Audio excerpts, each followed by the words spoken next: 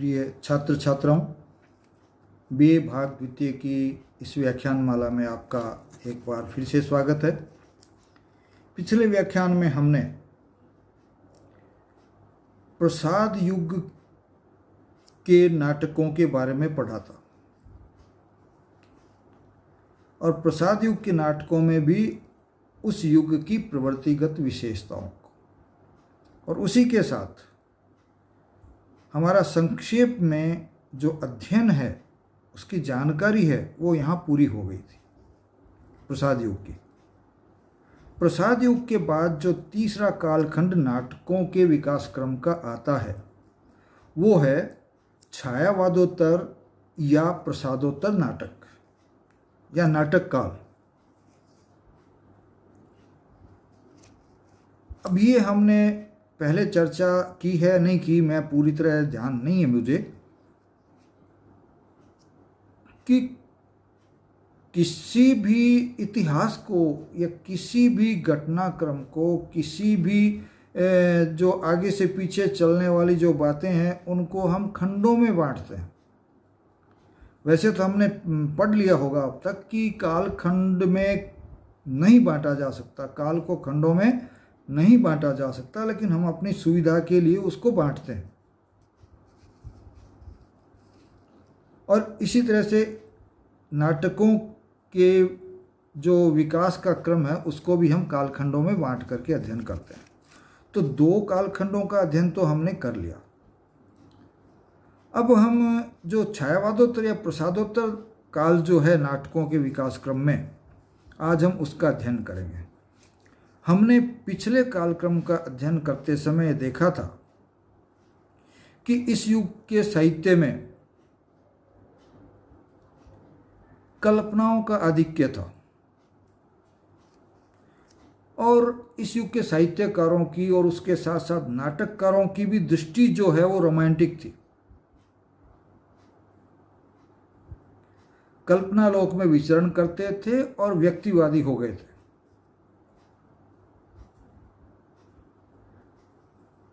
और ऐसा लगता था कि जीवन का जो एक विस्तृत रूप है उसको वो भूलते जा रहे हैं। हालांकि नाटकों में ऐसा नहीं दिखाई दिया, लेकिन पूरे साहित्य घटनाक्रम को जब हम देखते हैं तो कविताओं में खास तौर से वो हमको दिखाई दे जाता है। तो इस युग में उस कमियों से बचने की कोशिश की गई और यही कारण रहा कि इस युग में या इस काल में हिंदी नाटक रंगमंच और जीवन के यथार्थ के साथ जुड़कर एक नई दिशा की तरफ उन्मुख हुआ।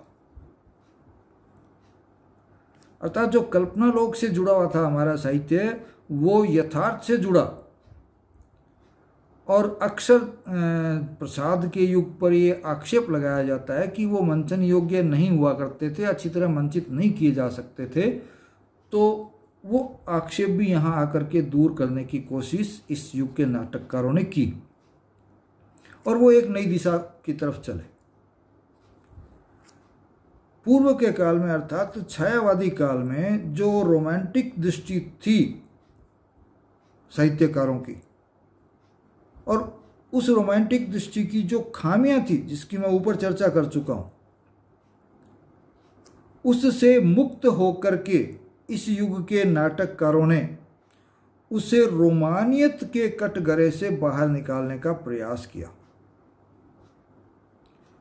और उस प्रयास में हम कह सकते हैं कि प्रथम श्रेय यदि हम किसी को दे सकते हैं तो वो है उपेंद्र नाथ अश्क। हम कह सकते हैं कि उपेंद्र नाथ अश्क ने सर्वप्रथम रोमानियत के दायरे में जो नाटक बंधे हुए थे या उस समय का जो साहित्य बंधा हुआ था उसको उस रोमानियत के कटघरे से बाहर निकालने का श्रेय हम उपेंद्र नाथ अश्क को देते हैं। तो यहाँ हमने ये चीज़ देख ली कि उस रोमानियत की घुटन से, उस एकांकीपन से, उस सीमित दायरे से बाहर निकलने की कोशिश इस युग के नाटकों में की गई। इस युग के नाटककारों ने ये कोशिश की।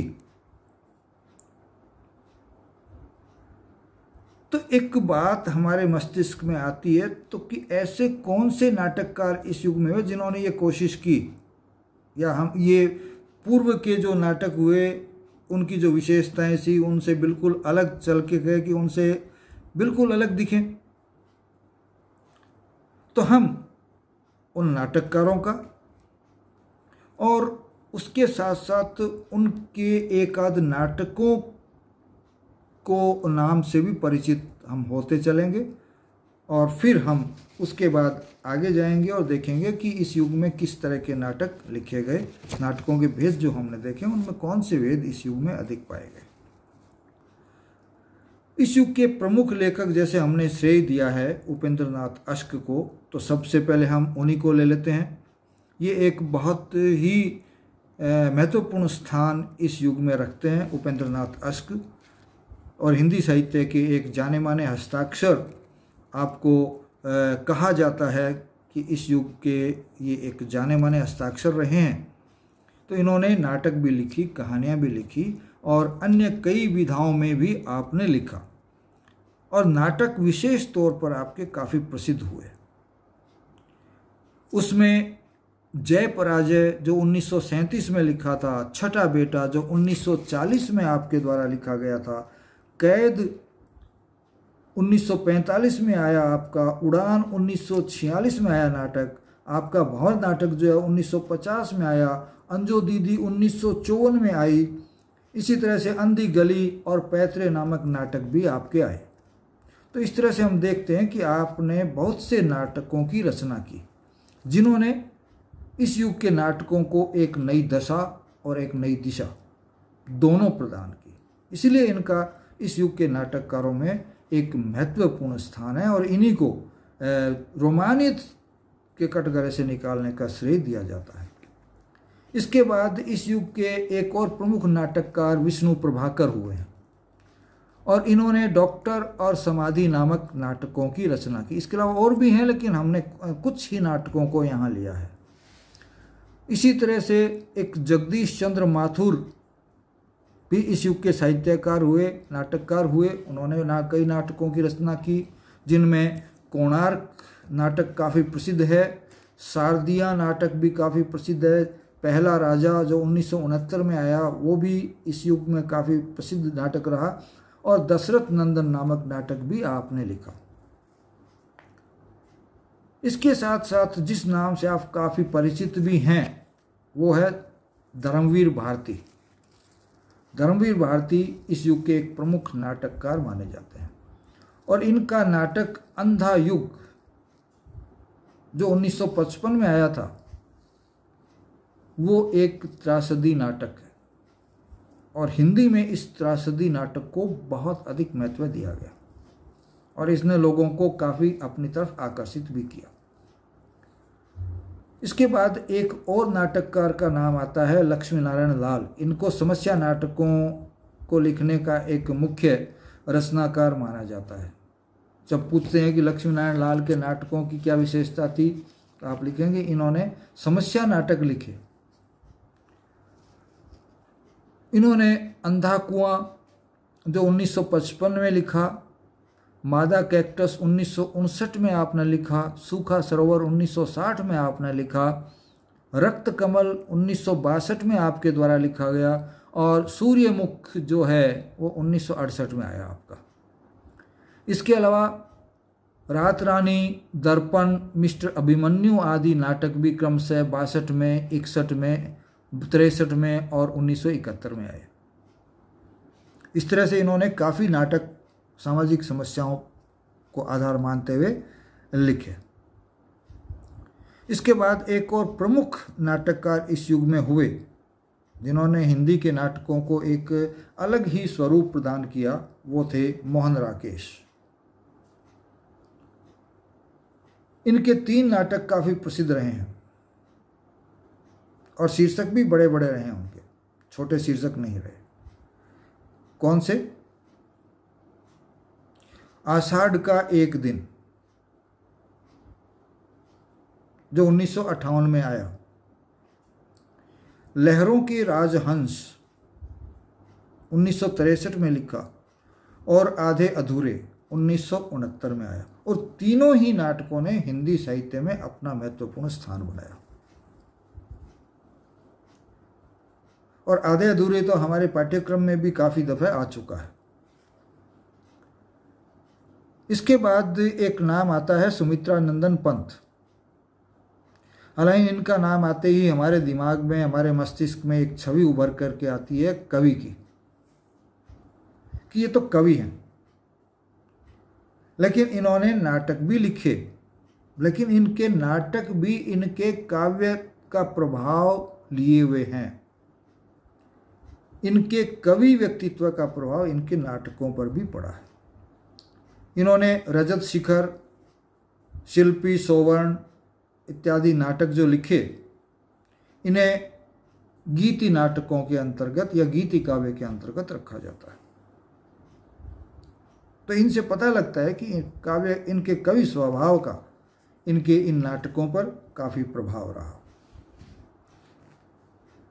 इसके अलावा गोविंद दास का स्नेह या स्वर्ग नामक नाटक भी इस युग में अपना महत्व रखता है, जो 1946 में लिखा गया था। तो इस तरह से हम देखते हैं कि ये 7-8 प्रमुख नाटककार इस युग में हुए। तो इसका तात्पर्य ये नहीं है कि 7-8 ही नाटककार हुए होंगे, नाटककार और भी हुए हैं। लेकिन हमने उस युग के जो प्रमुख नाटककार थे, जिनका प्रभाव इस युग पे काफ़ी अधिक रहा, उनको ही यहाँ अपने इस अध्ययन में शामिल किया है।